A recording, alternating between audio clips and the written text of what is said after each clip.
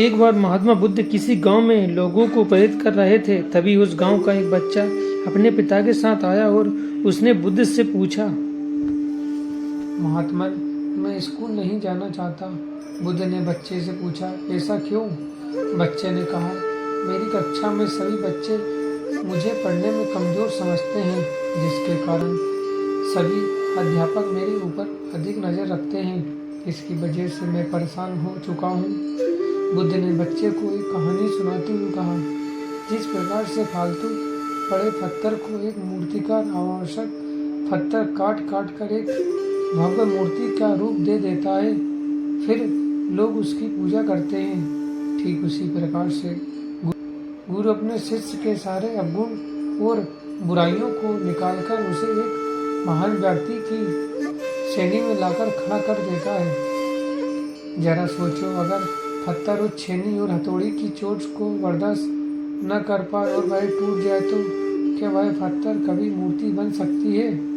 नहीं। बच्चे ने कहा, इसी तरह अगर हम अपने आप को शिक्षक को समर्पित कर देते हैं तो वह हमारे कमजोरियों को निकालकर मंजिल तक पहुंचने का रास्ता दिखलाता है। गुरु हमें जीवन जीने का सार बताता है, इसलिए हमें उनकी आज्ञा का पालन करना चाहिए। एक बार गौतम बुद्ध अपने शिष्यों के साथ गांव की गलियों से होते हुए कहीं प्रवचन देने जा रहे थे। तभी रास्ते में उन्हें एक आलसी व्यक्ति दिखाई दिया जो एक पेड़ के नीचे आराम से लेटा हुआ था। उसकी पत्नी बच्चों को गोद में लिए हुए फटकार लगा रही थी।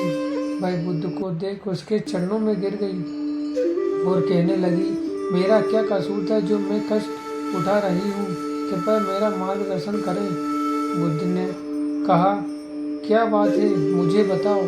औरत रोते हुए कहा, महात्मन, हमारे घर की स्थिति बहुत नाजुक है। घर में कुछ खाने को नहीं।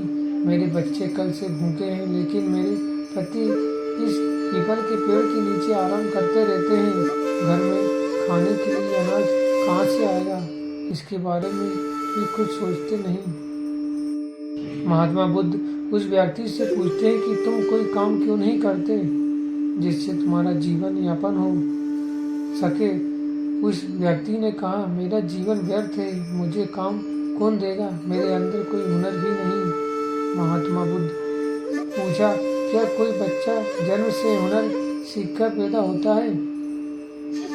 नहीं।